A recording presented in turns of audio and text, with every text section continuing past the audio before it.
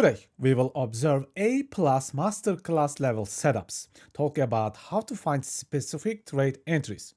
Of course, we will keep using our best indicator with our best momentum-based scalping strategy. There are so many subjects to discuss today. If you are ready, shall we begin?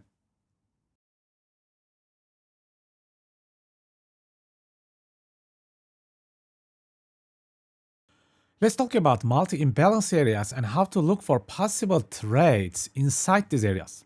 What we do here is actually not that overly complicated, but the problem is that things do not always happen the way I want them to happen. For example, ideally, seeing an SR Philip area along with the special structure movements inside these imbalance areas would be great to see. So, for the example, price making higher highs during an internal pullback, which I like to call an inner upper trend, is what we want to see first as a pullback. Then what I would like to see the next is clear shift in the structure. So the uptrend turns back into a downtrend again, following the general price action. And after that, price crashes toward an ideal targets like the previous day's low or the week's low. So what you see here is the ideal and the most optimal price action that we want to see. But unfortunately, this does not happen every single day.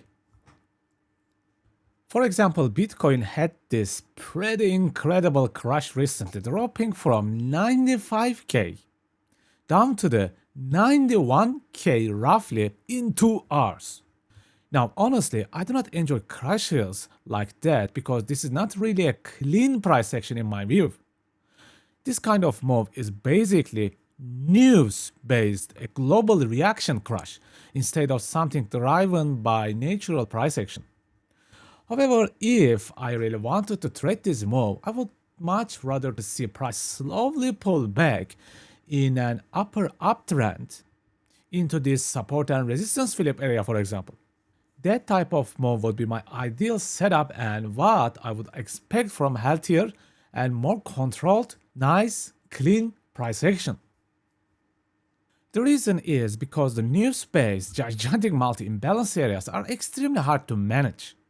We also do not really know what might actually happen inside this zone once price is moving through them. However, if you still focus on the price action and structure itself, especially for example in this case 1 hour chart, you can see the move shifting downward to take out the PDL below. So what you are seeing here is a clearer price movement with an inner structure trend change moving toward a clear target. However, I have to be honest here. These multi-big imbalance areas caused by news are not healthy at all and are not great price action to trade with. If you go down to the lower time frames like the 15-minute or 5-minute charts, you can see the inner structure much more clearly. After a big news drop, price usually starts to pull back with an uptrend first, creating small, higher highs along the way. That inner uptrend then breaks and turns back into a downtrend again to hunt the PDL, which is the previous day's low below in this example. So in this case, the trade does work out. But the real problem with this news-related price action is the uncertainty.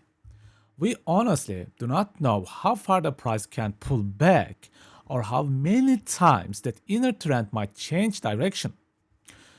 No matter what approach you take, you still need to combine liquidity, imbalances, and the structure together. Those three elements working together are always what gives you the best possible results in trading.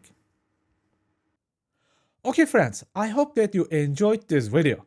Please take care for now and have an awesome day. Completed the free trading course but still need more?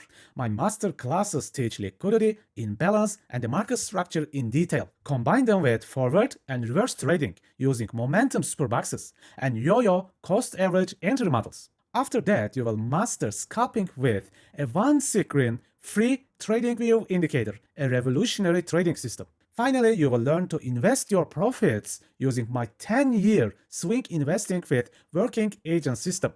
Interested? Please see the video description.